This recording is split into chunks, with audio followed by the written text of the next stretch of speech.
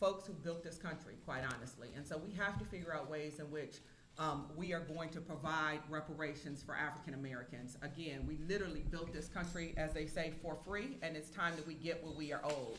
However, I think what we need to do is look at the ways in which we're going to get it. Are we going to get cash payments? I'm not sure that's ever going to happen. I'm not sure that's ever going to be allowed or voted upon. But what I do believe is that we need to figure out a way where it leads black people for home ownership. Detroit had one of the largest black home ownerships in this country a few years ago, and it was decimated. It was decimated through bankruptcy and through all kinds of other means.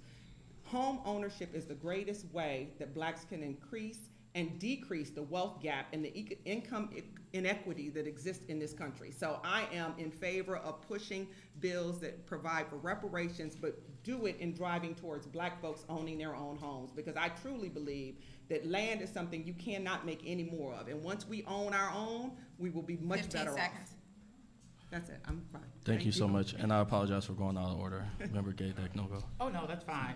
So for one, many of you know the regard and the adoration that I held for Congressman John Conyers. I wholly support H.R. 40 to make sure that we call for and push for reparations. We know that also the Charter Commission had an element of reparations in the policies that were put forth by the Charter Commission, but we know that that was struck down and that was fought, unfortunately, by people who didn't even understand the essence of what the Charter was fighting for. I am proud to say that I worked with the Charter Chair and the Vice Chair to try and work behind the scenes to be supportive of their efforts. I supported Attorney Todd Perkins' reparations bill. I supported Council President Mary Sheffield's reparations. Harvard right now is doing a research where they have found out that they have been, were involved and have a history of being involved with slaves. And so now they are considering reparations. California is having the conversation. So what is wrong with Black Michigan? What is wrong with the cities here? What is wrong with the city of Detroit that is not willing to make sure that we have equity in contracting processes? It doesn't make sense that we're an 80% city, African American, but yet less than 17% of contracts go to black people. It doesn't make sense that we're 14% in the state of Michigan, but less than 6% of contracts go to black people in our state. So before we talk about 15 seconds. So before we talk about the rest of the country, we need to talk about home, because charity starts at home and it spreads abroad. So certainly, I am an advocate for reparations. I will continue to fight for it because it was the blood, sweat, and the tears of my ancestors that helped build this country. That's right, that's right. Thank you. All right. All right, next question. And this time, we'll begin with Sherry.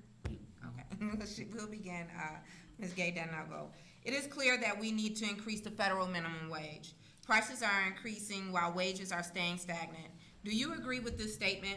If so, how will you make the case to finally raise the minimum wage? And what do you think the wage should be? So thank you.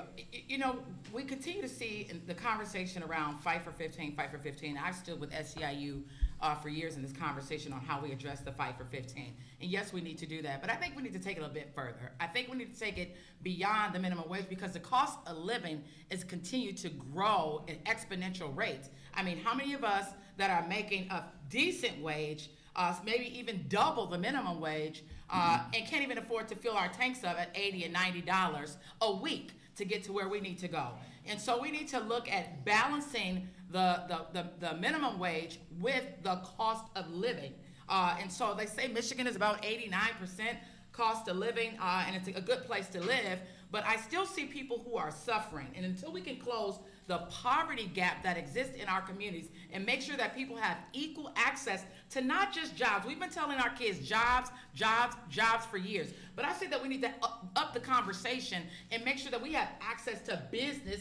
Make sure that we have access to capital. Make sure that we have access to affordable insurance for our businesses. And so those are the doors that have been closed in our face. And we need to stop telling our children to just get a job that pays $15, but let's get access to capital and let us be entrepreneurs and grow into corporations, because we have the skills and wherewithal to do it. Amen.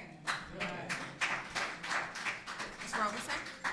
Thank you. So I strongly believe that we need to make sure that we are doing everything we can to ensure that people have access to $15 an hour. And I will tell you that one of the first things I did is one of the only things I can do and raise it where I lead, the nonprofit I lead, make sure that everybody's getting the $15 an hour. I agree with Sherry that $15 is not enough, but it's where we have to start. We do need to look at the cost of living increases that continue to grow and grow and grow and make sure. Throughout this pandemic, we saw again and again and again how people were struggling to pay their bills. And the reality of it is, and until we address this and address it quickly, we are going to continue to see people fall farther and farther behind. Again, income inequity in this country is growing daily, and it's affecting minority communities more than it's affecting any other communities. So there are two things that I think you have to be able to do right away. You do still have to make sure that people are able to join the middle class by getting those kind of jobs that will allow those of us who come from folks who came here from the South to come here and get the kind of jobs they needed to be a part of the middle class. But in addition to that, we've got to push and do in places where we can the minimum wage to increase to $15 an hour 15 seconds. sooner rather than later. Rep. Tanadar. Thank you. Now, this is not just talking points for me. I have done it. You know, last 25 years, I have started many businesses. I've grown businesses. So entrepreneurship is not just a talking thing for me. I have been an entrepreneur all my life. And we need to close the wealth gap. With the wealth gap that we see, we need to close that through skilled training, good paying jobs. I never paid anybody less than $15. In fact, the average wage of my employees was about $35 per hour. That's before we were all this talk about minimum wage. This is talking about 2015, 2016. So I have done that. I've created jobs. We need to bring entrepreneurship into our neighborhood. We need to give access to seed capital. We need to promote, living wages. $15 is no longer a living wage. We need to raise that. We need to, every American must be able to live with dignity and respect and decency. And to do that, 15 every person seconds. must qualify and must get living wages. And that's what I'll fight for as your congressman in Washington, D.C. May I respond to that? Yes. So I just think it's important to recognize that as we continue to increase the pay wages for employees, we are going to continue to see an increase for those services. And people are going to continue to increase the inflation so that we still are never catching up. So I think it's vitally important that we lock in a minimum wage to how we see an increase in the cost. Right now, we're going through a supply chain mess where we can't even get some of the things that we need. And so in order to make sure that we can pay people a living wage, it is going to have to be tied to the fact that people are increasing the cost for everything, so that you're going to have that build as it goes. So while I commend paying $35 an hour, you can best believe that somebody is out there looking at that and saying, oh, he's paying those kind of wages, and in some companies, they're increasing the amount that they're charging you for what the wages are, how they're increasing their wages at their company. Thank you. Thank you. This next question is related to our drinking water. In 2014, the Detroit Water and Sewerage Department commenced the largest residential water shutoff in the United States history. What is your plan to ensure that every person has access to clean, safe, and affordable drinking water? And how will you address the lead pipe emergency in this country? And we'll start with Ms. Roberson. So it's interesting because I went to see a movie yesterday about the bankruptcy, or the pseudo bankruptcy, and they talked about what we did around giving away our water to authorities and making sure and shutting off water to homeowners, and how, to be very honest, it showed how Detroiters came together to make sure their neighbors were without water. We heard so much during COVID about washing our hands, and it was ironic to hear about that in a city where we had water shutoffs en masse, and people couldn't just go home and wash their hands and make sure everything was taken care of. They had to have fresh water to do that. I think first and foremost, we have to look at ways in which we decrease this privatization of things like our water systems, and we get them out of the hands of authorities. the other piece that I think we have to really be conscious of is the fact that when we end up privatizing these things, we end up shutting it off for the most vulnerable in our community, and so it has to be removed from that. I am hopeful, but not certain that the infrastructure bill will allow us to change some of the things as it relates to lead in our pipes. But I do know that that's gonna take an awfully long time, and what we need to be doing on both the local level and certainly at the federal level is looking at those communities that have the most dire lead in their pipes, that have the most 15 dire living seconds. situations, and make sure that they actually go into those communities first, because we tend to suffer more than anybody else first and foremost. Thank you. Rep. Tanadar. I am a scientist, I'm a chemist. Worked as a chemist for last 30 years before I got into politics. And I understand the dangers of contaminated water, polluted air. We see a lot of polluted air. Southwest Detroit with refineries, there is an issue with pollution in our district. And through Michigan budget, we have been able to allocate nearly $1 billion for lead pipe removal. So we will be we need to remove every lead pipe. Our children must be able to drink clean water. We are sitting on world supply, 21% of world supply of fresh water in Michigan. We must protect our water. We must make sure that the corporations that does the pollution, we should make them pay for the contaminated sites. We should remove every lead pipe in our state and ensure that clean water is a fundamental right of every citizen of our nation. Thank you. Member Gay Deknogo. Thank you. The 13th district has the beauty of having, a beautiful water shore and coast of our river that is connected to international waters. And so as your congresswoman, I will heighten the awareness and the oversight that is necessary to make sure that, first of all, that our borders are safe, that we are Chalmers, the flooding that exists there, the seawall issues that are in Grosse Pointe, the actual crumbling of the infrastructure that leads all the way out even to Romulus, the ongoing flooding that exists in Dearborn Heights. And so that's what we have to do in understanding that that is an international body of water where we're connected there. But let's be clear, we have an issue of a class gap here locally. And many of those who are of the elite and think that they have made it in society ignored many of the grassroots community leaders that have been out there carrying and towing the line for water rights for years. I am proud to have been out there and marched with them, stomped with them. The issues of what we saw in Flint could very easily be what we see in the city of Detroit. I fought against legislation that allowed for taking the water lines from the house to the tap at the WSD site to make that the responsibility now of the homeowner and or the home resident. And when those lines break, they cost in excess of $5,000. When a person's water is shut off because they can't afford to fix those lines and or pay for waters, many of their children have been taken out of their homes. And so this is unjust. And we have to make sure that we don't just look down on people who can't afford to have access to water. We have to call for a water affordability rate regardless to what our socioeconomic status is. And that's something that I've done because I lost a home. Okay, thank you. This time. All right. Thank you. Thank you so much. Next question.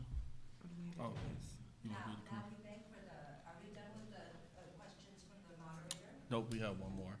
There's one more? Yep. Mm-hmm. Go ahead. All right. I would also let you know that there will be time for the public to ask questions, so please know that we're interested in your questions as well. All right, this question, we'll start with Rep. Tanadar. How would you address the disparities of treatment and or resources given to immigrants seeking refuge in the United States? More specifically, how Haitians are treated versus what we see with the refugees from Ukraine? Well, there should be no place for racism in America. We need to treat the immigrant population with three things. We need to be compassionate, we need to ensure human rights are followed, and we need fairness. And yes, there is substantial racism, just like we've seen racism in the law enforcement, we also see racism in border control, and there should be no place for that. We need to create path for the immigrants to become citizens through due process, and I would support that. I'm a supporter of the DREAM Act, and I will support immigration policies that are fair, humane, and compassionate. All right, thank you. Next, Rep, Ms. Sherry Gay Denago. Thank you. It's okay. I know my name gets challenging sometimes. So yes, I respect the Border Patrol issue and keeping our country safe. I believe in support the strong message that we had to send to Russia with respect to the issues in Ukraine. But I have issue, and I take issue with the black students who were in Ukraine that could not get access to the border. And so while we all have empathy for what has happened to the Ukrainians, let's remember what's happening to the Haitians. Let's remember what's happening to the Africans, and let's remember to the black people that were stuck in Ukraine. And so we have to address that as well. I believe that we need to keep families together, though, and making sure that we have a policy where we are not continuing to just be dismissive of the safety mechanisms that is necessary, but also separating families. I'm so glad that this president is a lot better than the former president in that regard. And so that is something that I also support. Also lifting Title 42, which has not kept us any safer in our construct for addressing our border issues. And so I just want to raise the consciousness of how we view countries that have black and brown people in this conversation, because oftentimes when it is people that are non-black and brown, we are more receptive to welcoming them in and finding a place for them. However, when it's black and brown countries, the conversation seems to be dismissive, and we allow people with whips on horses to go beating them off the border, and that's not acceptable. So as a black woman, I will continue to lift that up as your congresswoman, that we need to treat everybody equally and fairly in the conversation of Border Patrol. Thank you. Ms. Roberson? So I agree, Title 42 has to end. It's scheduled to end on May 23rd, and we need to end it and allow open borders. There is no boogeyman. We are not going to make brown and black people the boogeyman that we need to be fearful of, and fearful that they're going to take something or hurt us when they come to this country. If that were the case, then that was the same argument they made about many of us when they brought us to this country, and they continue to make about us throughout the years. So I don't subscribe to the idea that we need to close our borders or dismiss those who come here. We made a way for 100,000 Ukrainians to come here after the war started over there. We've not made any way for anybody that looks like me to come to this country. We have got to stop that. And there are so many Democrats in our own party who are supporting not ending Title 42 because they don't want to open those borders back up. But we must do that, and we cannot allow for people to convince us that there is a boogeyman somewhere that we need to protect our borders by keeping people out of this country. They're not our problem. We are our own worst enemy sometimes, and we have to make sure that we work together in order to make sure this is a safe country for us to live in, those of us who are here and those of us who are coming here. Thank you. Thank you so much. And we're going to turn it over for public questions. One thing I'll ask the public, I know do we want to go to a commercial break? Or? If anybody would like to ask a question, please do it when you get back to the podium. It'll Okay. help with the recording. Okay, well, before we go to questions, and as we get folks lined up, we're going to take a short break right now for about 5 minutes, and we're going to come back, and then we'll take questions and wrap up. And we'll still be done on time, I promise you all. Thank you so much. I promise Bella to walk her.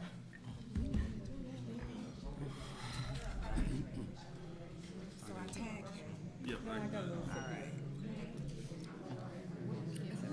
Can I have my water? Can I have my water? Hey. That's what. Yeah. 15 seconds or 30 seconds? You talking about them and answer? Can I see my phone? Oh. Wait. Don't push it yet. Because it's one that says never delete, and it's one that says delete in 30 days. Thank you. But you tell me, I'll go. I think 30. Let's see how 30 is. I think I did give them 30 so they don't go over.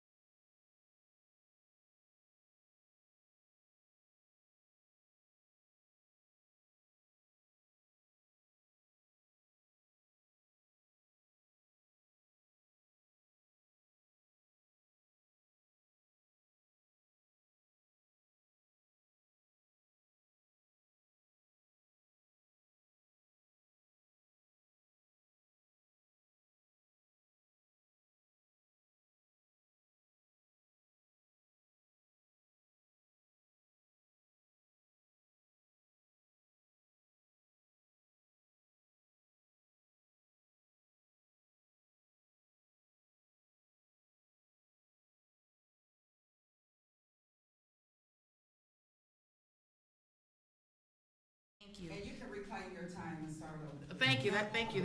I got that part on the time. Okay, I got that, yeah. She's the host now. So grassroots is who I am, is what I do. I got my start as a community organizer, fighting on issues with the late, great Annette Rainwater, my godmother, really taught me to do this work. And so with the National Congress of Black Women, first fighting for equity in education, that's always key. Getting into the classroom and seeing the challenges we've had, we had to fight against the emergency managers. I worked under an emergency manager. So from PA 72 to PA 4 to PA 436, worked alongside AFSCME and UAW to make sure that we pushed back and tried to repeal those arduous laws that only impacted communities of color, and more specifically African American communities. Making sure that we, even as a current day, we're dealing with gentrification, but now we're dealing with gerrymandering. And so even the redistricting issue, many of you have followed that. We've led that fight. You know, one of the key principles in leading to make sure that we take this to the Supreme Court. And I, like Justice Bernstein, say nothing about us without us. And so those are issues that I fought. I stood alongside those who have fought for water quality issues. 15 seconds. And so there are a myriad of issues that I can name, but more specifically in the legislature, fighting to make sure that we have quality access for criminal justice reform, addressing that, fighting on issues of auto insurance, pushing back against de-insurance, and we know that it's still not yielding the savings that it should. And So that's there are time. a number of fights that I could mention, but I'm grassroots. You all know who I am. I'm with you here today, serving, continue to fight, and that's what we're gonna do in Congress. Thank you so much. Ms. Robertson? So I started my career, as I've mentioned many times, as an attorney, and I can go back as far as when Governor Engler decided to dissolve Recorder's Court. And if you all remember that fight, remember that he got rid of it after the Malice Green trial. And at that time, I was practicing law down there, and we fought to try and get him to reverse that decision because we knew what would happen. And we knew that there would be fewer black judges elected to the bench, but more importantly, we knew there would be fewer black people serving in the capacity on a jury. So I've started my career working in grassroots. I work now at the head of a nonprofit, but every day we are out fighting for our community. So there have been a myriad of things I've done throughout my career, whether it's been working at the Justice Department, whether it's been working on issues surrounding gerrymandering, surrounding federal prosecutions of police brutality. Those kind of things are the things that I take with me when I go to Congress, is that I've been doing this work for a very long time. I've already been in the federal government, and I want to go back as the next Congresswoman for the 13th District. Thank you. Rep. Tenador? I have been a community organizer for many, many years, and currently I was able to get funds for block clubs and communities, about $300,000 of funds. We're working on funding community gardens throughout my district. We're working on helping seniors, educating them about financial matters, holding summer camps. There'll be a lot of activity we are doing and will continue to do in the community. Thank you so much. Next question.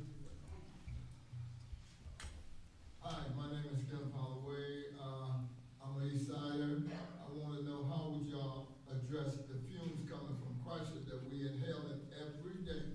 They had 4 failures since they opened over there, and we get spent. I go to the city council every Tuesday, and they tell them about this, and we get spent like a spinning top down there. They just listen and no action. You know, I'd like to know how would y'all address that? And another thing about the overtaxes for the people in the city of Detroit. They overtaxed $600 million and nothing is being done. And Duggan is just taking money and doing what he wants with it. And nobody seems like they have backbone to stand up and approach him or face him. It's go along and get along down there with them.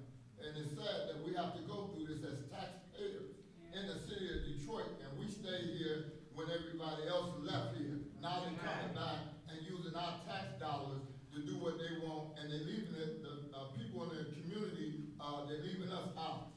So I would like to know what would be done about that, you know, what's going on, you know, and it's sad that we have to go through that, you know, as taxpayers. And I've been here, and I'm in my 60s, I've been here and been fighting, and I've been on the front line out there fighting, not just talking, I've been out there fighting, you know. And far as the last but not least, the minimum wage, it's not, that's $15 of money. When they take taxes out, you're gonna be making about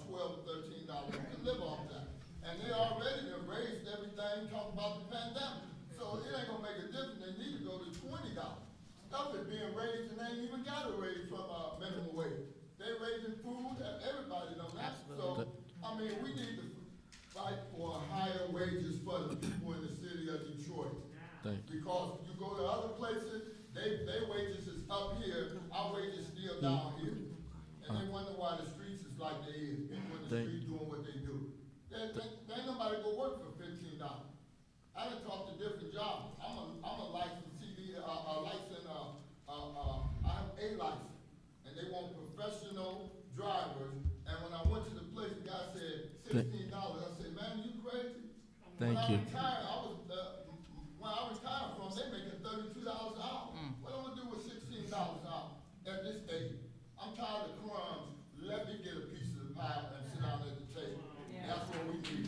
Thank you. Thank you. Ms. Robertson, do you want to answer? Well, first and foremost, we can't allow corporations and what corporations want to take over for what our communities need. So environmental justice and really holding folks accountable for what they've been doing in terms of air quality in not only the east side, but across the city of Detroit. We too often think that just because we have a location that seems as though it's the only one doing it, that's the only place where it's happening.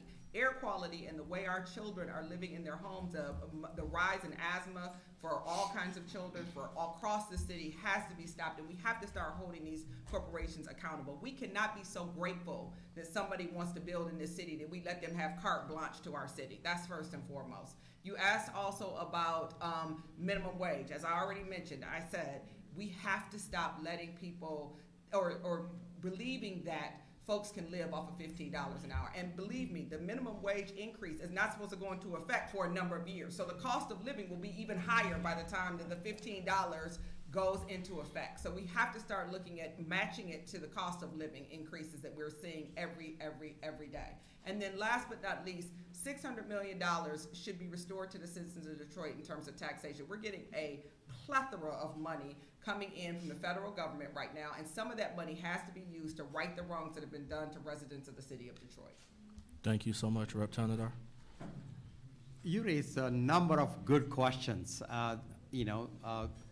Certainly, the environmental racism, we've seen that across Detroit, and I'm fighting for that every day. Just this week, I've been asking for air monitoring, 24 hours of air monitoring, and I'm asking for $5 million for Southeast Michigan.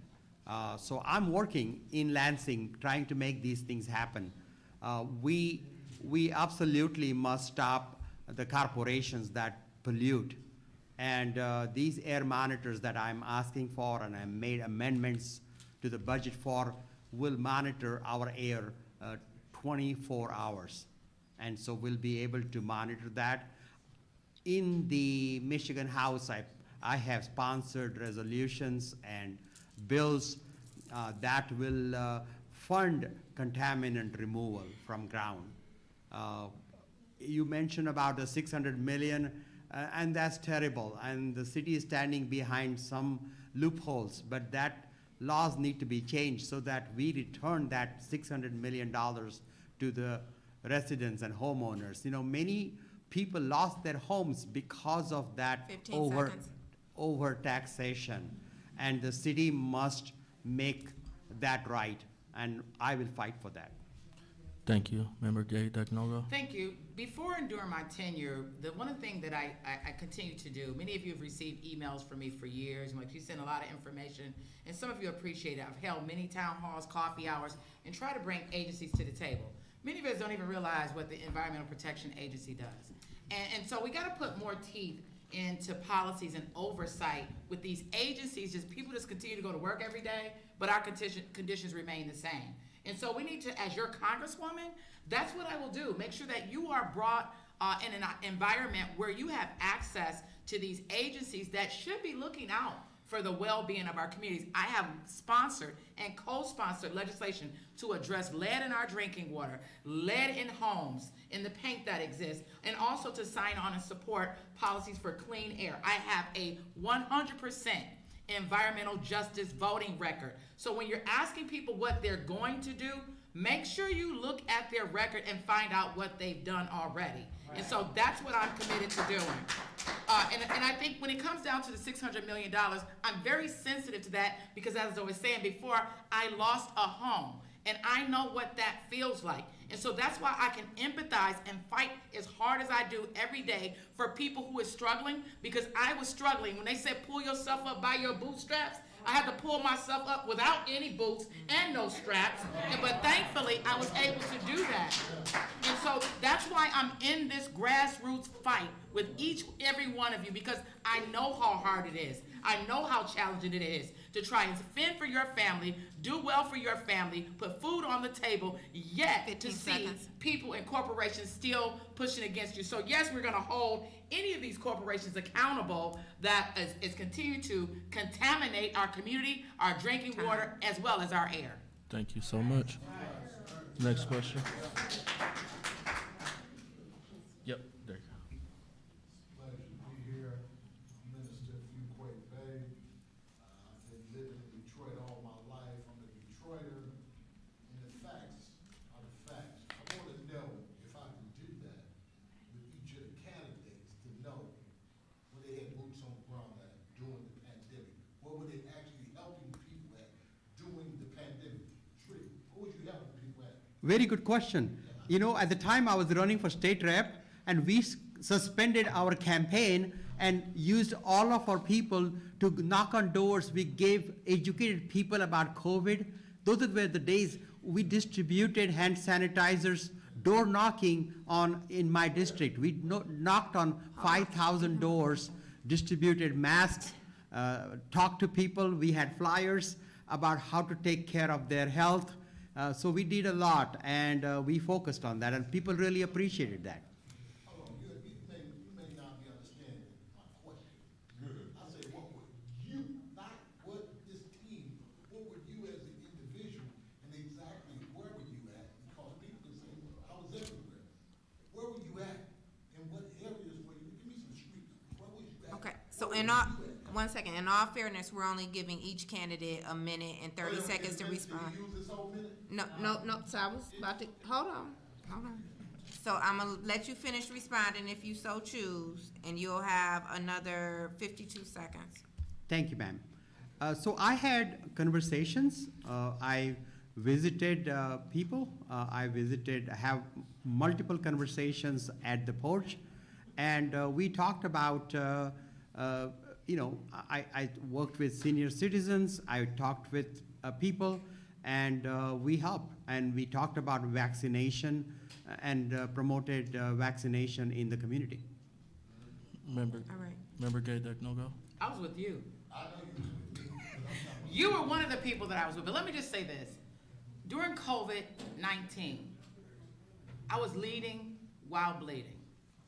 I lost my sister on April the 20th. Before that, I lost my friend and coworker, Isaac Robinson, in March. A month after losing my sister, I lost my stepfather, May 14th. And then many members of our community that many of you all have lost. And so I know many of you, we're still reeling from that. We're still healing from that. But in the midst of that, the one thing that I had to do, I remember my sister saying they wouldn't let her come to the emergency room. So one of the first things that I did is got together and made sure that I worked with a local doctor to get digital telehealth prescriptions for people to be able to see a doctor on telehealth and allow them to get the prescription so they can go get the test. See, we forgot those long lines that existed where people couldn't even get into the hospital and we didn't know what was going on. My sister was one of those victims. She couldn't get into Sinai Hospital.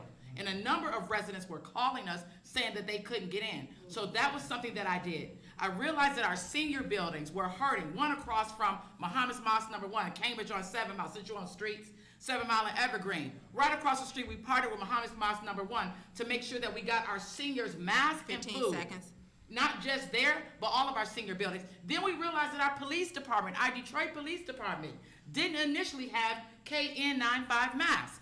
And so thankfully, relationships that I built on the other side of the aisle made sure from the Native American community brought us 10,000 masks, and we distribute those masks to our police department. And with Steve Soul Food, we fed our police departments as well as distributed masks throughout the city of Detroit. So that's where I was, booked and busy throughout COVID, making sure I was fighting for the people. Thank you. Ms. Roberson? Can I use my 45 seconds later? No, you can't. Okay. To respond? But we'll go to Ms. Roberson. Oh, yeah, you don't have 45 seconds for this one. Ms. Roberson. So where was I during the pandemic? I was feeding seniors. I was providing tablets to seniors so that they could do that telehealth, so that they could talk to their families, because they were still isolated away from their families. I was providing services to the families in our Head Start and our early Head Start programs at the nonprofit I run. But literally, I was putting food in my car and driving around and delivering to our 41,000 seniors that we would deliver to. And you said, where were we during the pandemic? We're still in the pandemic, and I'm still delivering food to our seniors. And I'm out there every Saturday in different cities across this county delivering food, whether it's me walking up to somebody's door, knocking on it, saying I'm here, let me leave your food, let me back away so you don't come in contact with me if you're still nervous about it, and let me watch you to make sure you get your food, or whether I'm delivering it curbside and people are coming to pick it up, I'm out there doing the work. And that's been the breadth of my career, is out there actually on the ground doing the work. So I don't want anyone to think that just because you haven't seen me on the ballot, and just because I haven't been able to talk about the votes that I've taken or the things that I've done, that I haven't spent my entire career doing the work, because that is exactly what I'll do now, what I will continue to do when I get to Congress. Thank you so much. Next. No, you only got, that's it, sir. That's it. No, that's it. That's it. Yeah, that's a wrap. Thank you so much. Next question.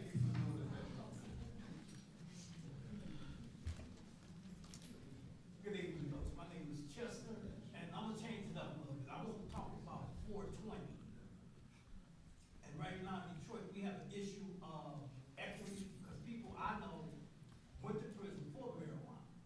Now that we have recreational, medical, we seem to still be on the short end of the stick. Yes. Now that the federal level is thinking about it, I want to know what kind of push that you're going to do. And secondly, are you going to work on the local levels in helping our people acquire the mass land that we supposed to have been already getting, so we can capitalize on cannabis? And that's all I got to say. I want your responses. Thank you. We'll start with member Gay Degnoga. Thank you. So I posted, I believe it was yesterday or the day before yesterday, days go together now, when President Biden used his clemency powers for the first time. And I'm like, that's good, 3 people, but let's take a step further. Let's address the over 40,000 people that continue to remain incarcerated because of marijuana. When it was on the streets, we were locking up black and brown people every day. You were one of them? My father was one of them too. So here we are now where it's legalized, and pretty much the majority of the people who have licensure to sell recreational or otherwise don't look like us. But we overpopulate the prisons by far more than any other demographic. And so I certainly, as I posted on social media, that it's time to address clemency for those individuals who are locked up for marijuana. They did it in Chicago. Why didn't we do it in Michigan? And so that's the kind of power that you have to have, a leader that's willing to speak truth to power. And so when I said that our governor needs to, during the pandemic, address compassionate release, needs to address the issues of those who are locked up because of marijuana offenses, because they did it in another state, we get pushback from that, And so I'm the type of leader that you'll often get pushback from our party when you hold them accountable. But that's the kind of congresswoman I'm going to be. I'm going to applaud our president and our members of Congress when they do right. But I'm going to urge them to go further when there are issues that are of inequity that we see that are systemically burdening our community. Thank you. Ms. Roberson. Capital, so people can start their own marijuana businesses. That's the first thing that we need to bring to this city and to this state, and the federal government needs to be a part of that. And like you said, land acquisition, so that you can make sure that you can build the kind of places you need to have if you're going to be a grower, or you can acquire the type of businesses you need to acquire if you're going to be the person that's selling. So those are the first two things. In addition to that, when I was at the federal government, I was there and I served under Attorney General Eric Holder. We looked at the disparate treatment between those who were convicted of carrying powder cocaine versus crack cocaine. And we saw that it was ridiculous that people who were involved with crack cocaine got much longer sentences than those that got powder cocaine. So the first thing we have to do is make sure that those people who are in prison because of marijuana charges are immediately released from prison. There is no reason why we should still be charging folks with the crime of marijuana, or keeping anyone in prison because of a marijuana conviction. So those people need to be released immediately. But I also would caution that we need to be very aware of the fact that we are still treating the drugs that are traditionally known to be used by African Americans, heroin and those kind of drugs, different from how we're treating the opioid crisis. When the opioid crisis came along, we started treating it as a health issue. Years before, with crack cocaine and heroin, we treated it as a criminal justice issue. So we need to look at how we are now treating those people who went to prison for those kind of crimes as well, because we are not sending people to prison if they are addicted to opioids. We only have sent people to prison and leave people in prison who have been addicted to heroin and crack cocaine. So on all those levels, we need to make some significant changes, and those can be done at the federal level, and I will push for that as the next Congresswoman from the 13th District. Thank you. Rep. Tanadar. I would work at the national level to have uniform laws. Nobody should be in prison for cannabis. You know, anybody, we need to work on expungement, and we had expungement clinics helping people get out, but it needs to become automatic, and anybody for weed reasons who is in the prison should be released, and I'll work on that. We also need to promote entrepreneurship. We need to, in the community, people should be able to take advantage of the marijuana laws and be able to run their own businesses and be successful. And so my program will propose, and bills that I will propose will provide the seed capital our entrepreneurs need, and I will promote entrepreneurship in this industry, and small and medium-sized businesses should be ones that get benefited and not the out-of-state large corporations. Thank you so much. We have two more questions, and then we'll turn it over for closing statements. Okay, thank you. I have two quick questions. My name is Oliver Cole. I'm the president of the Grandmont No. 1 Improvement Association, which is on the west side of Detroit. And I just want to, first of all, take this time to ask the people to look at these candidates that we have sitting before us. The founding fathers never saw y'all coming. So first of all, congratulations to y'all for attempting this run. Now my questions are, you're running for a federal office, so my questions will be specific to that office that you're running for. The state of Michigan, during the last census, was one of the only states, or the only state, that lost enough population to actually lose a congressional seat.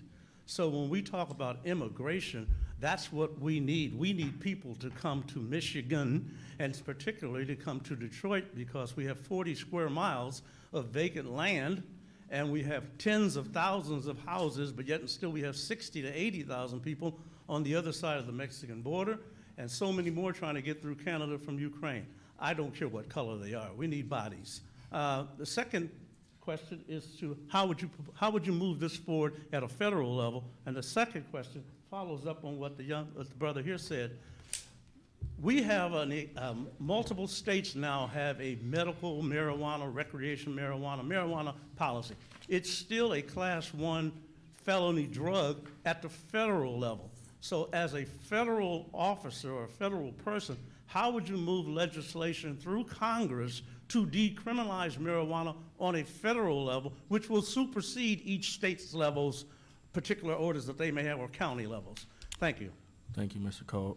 We'll start with, this mic still? Okay. We'll start with Ms. Roberson. So the first thing I would say is that, having worked in the federal government before, I'm very familiar with how we move legislation to make sure that we are getting rid of the federal laws against medical and recreational marijuana. You've got to do that, because at this point, even if I can give you capital and even if I can give you land to build your business, you can't deposit that money in the bank, because you can't go to a federal bank, or a bank is federally insured, and put that money in the bank without being questioned about where it's coming from, and you could still be charged by the federal government. So we have to change the law at the federal level to supersede all of the other state laws that exist at this point. I agree with you. We keep losing population. We keep pushing people away. I think it's a number of things. I think we have to diversify the industries that are here in Michigan. We have to make sure that we are at the cusp of what is coming, because I think if you don't train people for those jobs, you gotta have some place, and the people who are coming here from Ukraine or coming here from Mexico, they gotta have a reason to come here. The reason they're not coming here is because there are other options and opportunities for them in other states. The only way you build a population back here is you give them a reason to come to Michigan. And right now, I have to say, we are not giving people enough reason to come here, whether it's because our education parents came here as part of the Great Migration from Alabama and Mississippi. They came here, why? Because there was an opportunity. There was an opportunity for them to come here. When my dad got off the train at the train station downtown, he started working at Ford the next week. 15 So seconds. people came here because they had opportunity. So until we work at the federal level to make sure we are providing a good educational system at the state level, which is where education dollars come through, and whether we are making sure that there are opportunities for people at the state level and at the local level for people to be enticed to come here, we will not see people choosing Michigan and Time. choosing the 13th district to come to. Thank you. Rep. Tanadar. Well, I'm a living example. I'm an immigrant. I, came when I was 24 years old, and I came to the United States with $20 in my pocket, with a big dream, and got education, started a small business, created employment. I live in Detroit. I came to Detroit. I came to Michigan. Just in the last 10 years, I've created 100 jobs in Michigan. So that's who I am. We need to grow the size of population in Detroit. We have lost 100,000 people in the last 10 years. And that is not acceptable. It's because of overtaxation, because of the housing situation. So we need to make that better. Detroit can handle up to 1.5 million people. At one time, we had those many people. We need to make Detroit livable, good schools, better taxation, so people would move into Detroit. And that's how we are going to grow our city. Thank you. Member Gay Deknogo. Thank you. His question embodied a whole lot. And so with respect to the census, while the census wasn't accurate, it was reported that it wasn't accurate. We know that we've lost population. We know that we have an aging population, and we know many of our young people are leaving. I still say, as someone who led the fight on redistricting and making sure that we have that lawsuit, I'm very displeased that our leaders around this state and this city and our party did not echo the sentiment that the census numbers were not correct. So we needed to address that. I'm proud to say I'm the only one sitting here that in this race that has served 3 terms in the legislature. And I have sat on banking for 3 terms, and so it's correct.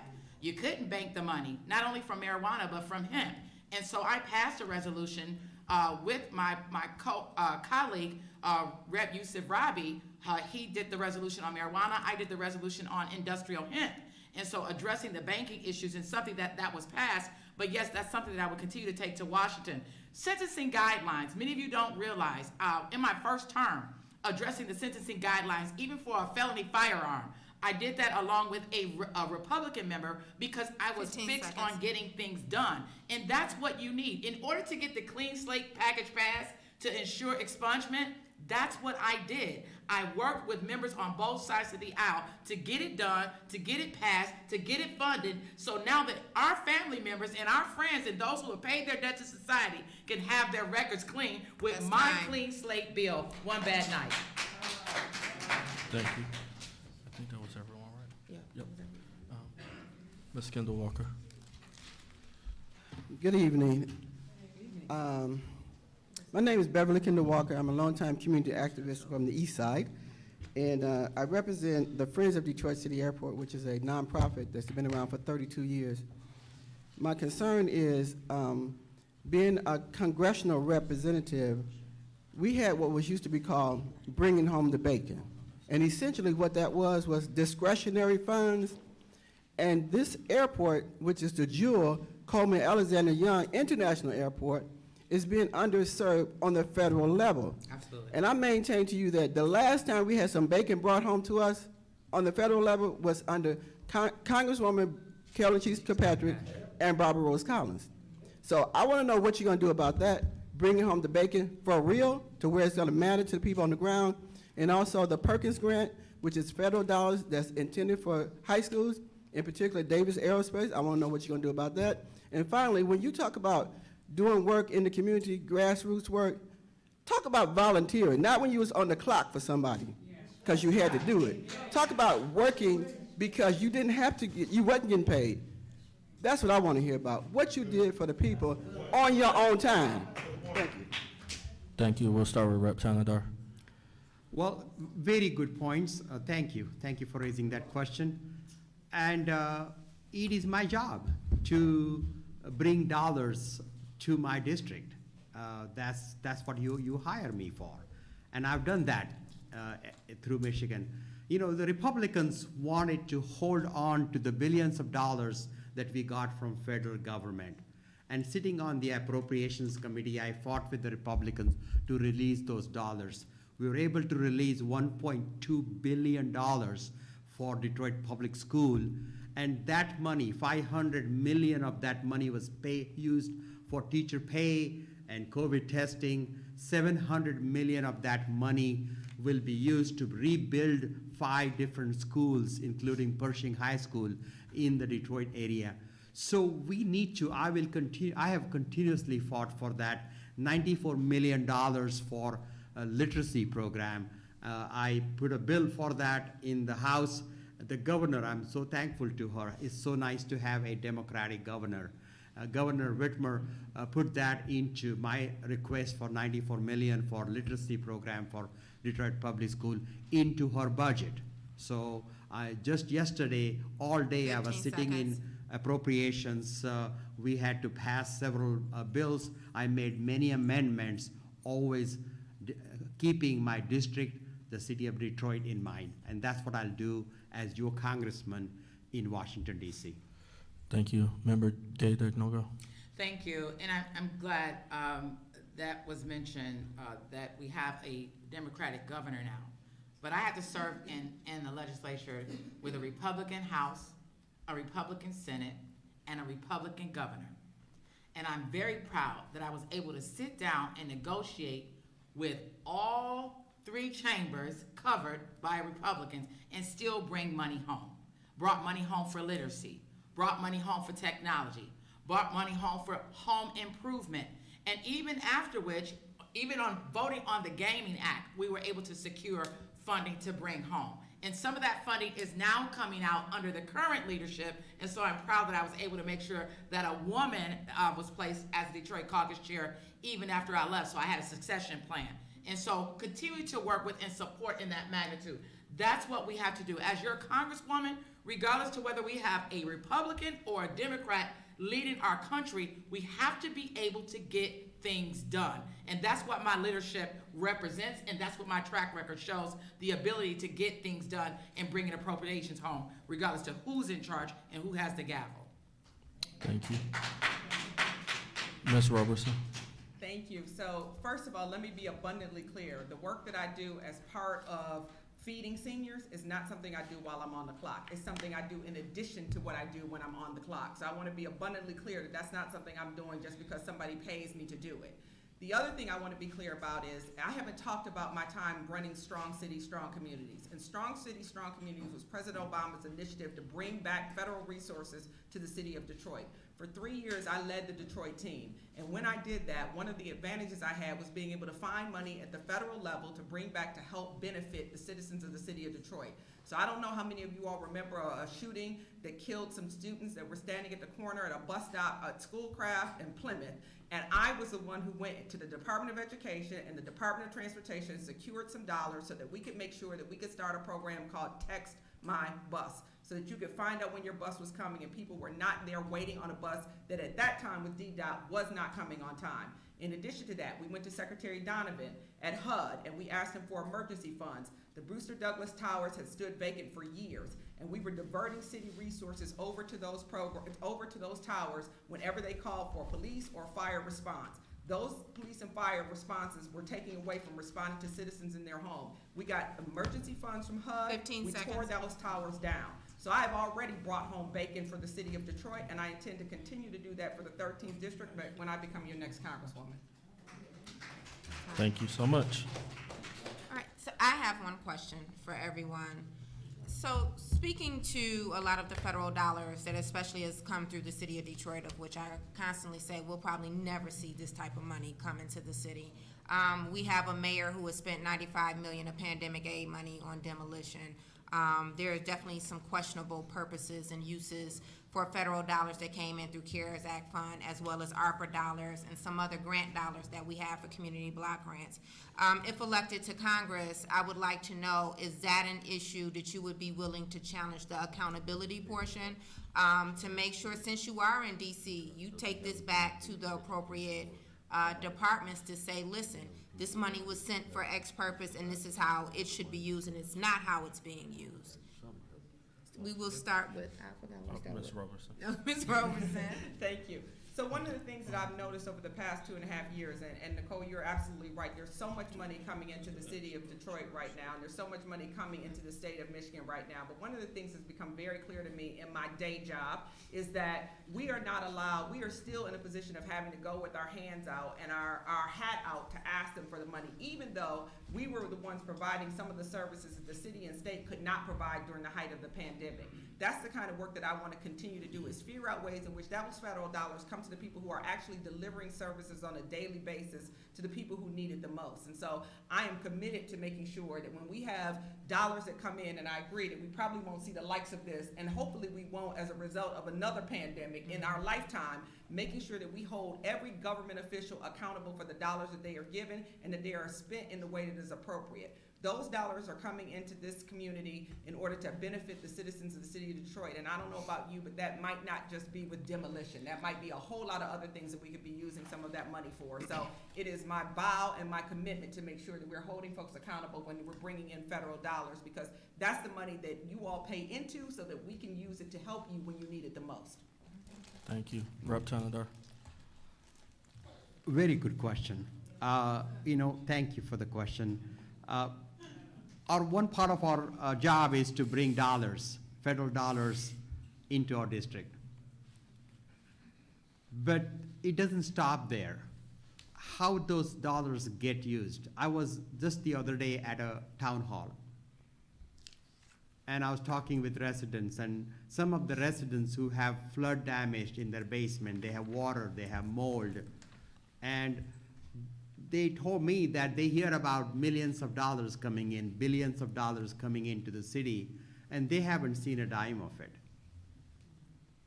So until the money that comes in, sometimes this money goes to the contractors, many of them out of city, out of state contractors.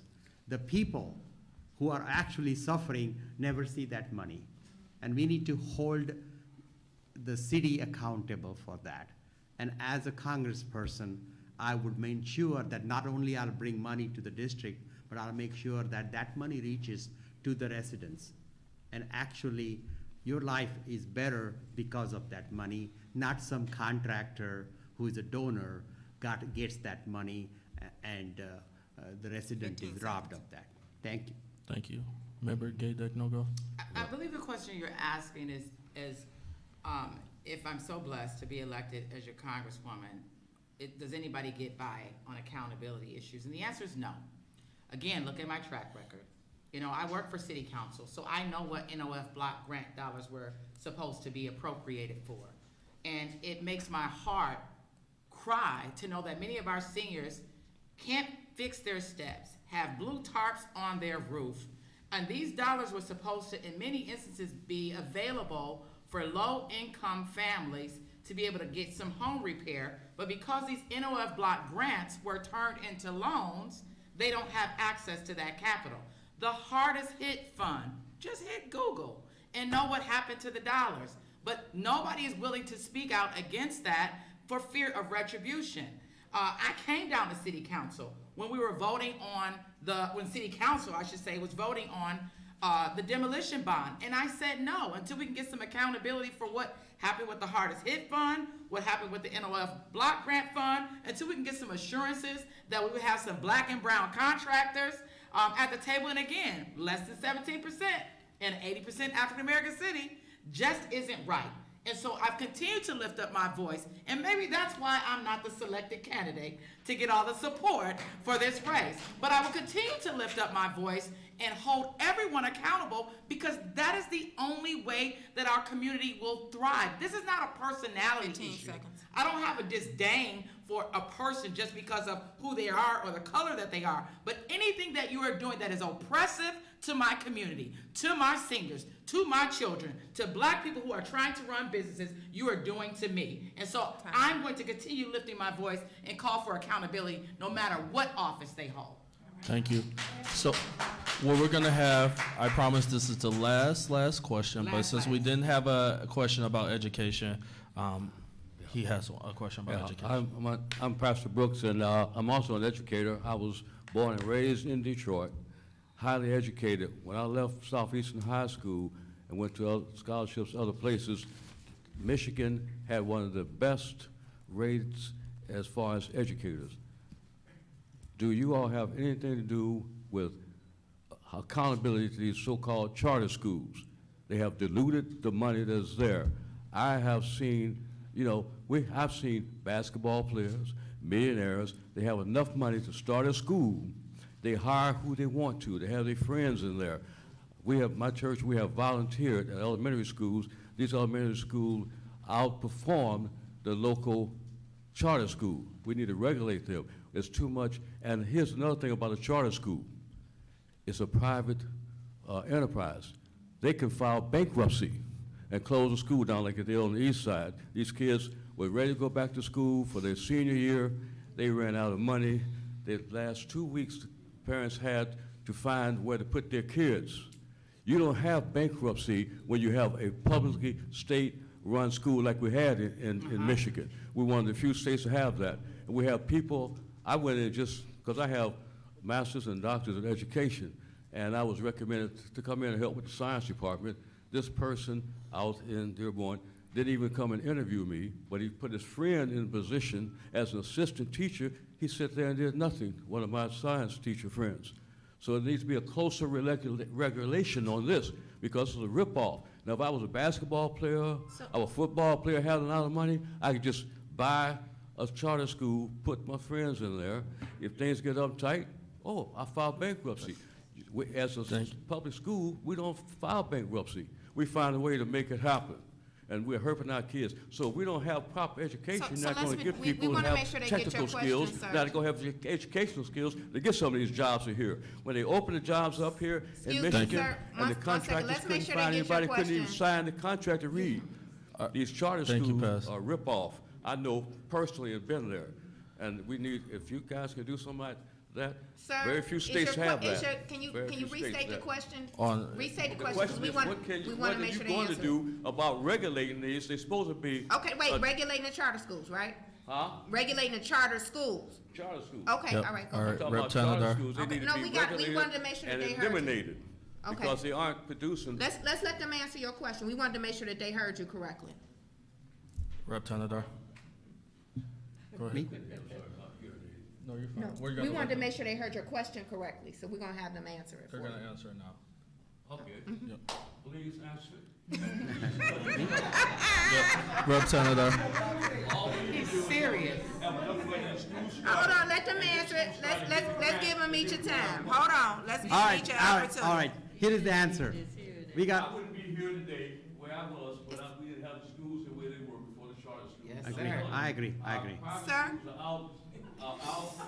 Let's let them answer your question, cause they not gonna be able to answer, cause they gonna forget it. We wanna make sure they answer it. well, All like right. you said, I wouldn't be here today, if I didn't have my education. And it was education that helped me pull myself out of poverty. Public school. Exactly.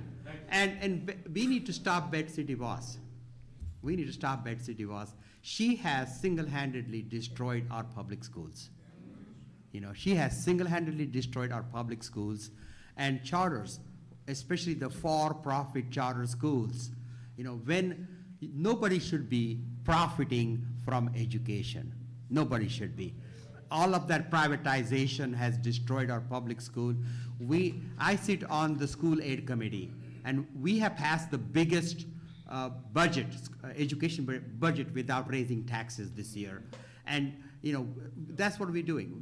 We brought more money to Detroit Public Schools. We're going to replace 5 schools, rebuild schools. So education is what we need to support. We want to ensure that nobody's profiting from our charter schools. And for the first time in the history of Michigan, we have been able to accomplish equity per pupil funding equity. And that was happened with our legislation and our great governor. So I'm so proud of that. Thank you. Member Gay Degnogo. Well, so maybe the equity for funding is with respect to the CARES Act, but we certainly don't have equity in funding with respect to Detroit Public Schools. Proposal A needs to be addressed because we certainly don't receive the same amount of money that Novi, Troy, Livonia, and everywhere else receives. But again, I've been fighting on these issues of education, the intentional dismantling of our district.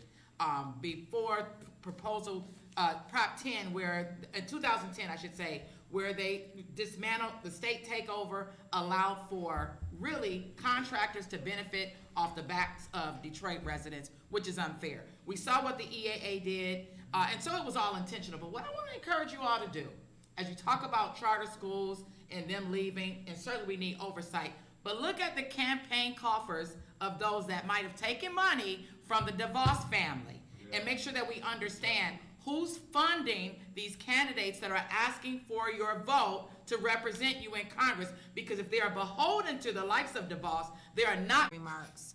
And, That will be Member Gay Degnogo. okay, so we will start with Member Gay Degnogo. Thank you. I am asking for your prayers and your support to send me to Congress to continue fighting to ensure that there is equity in all facets of our life. We live in an ecosystem.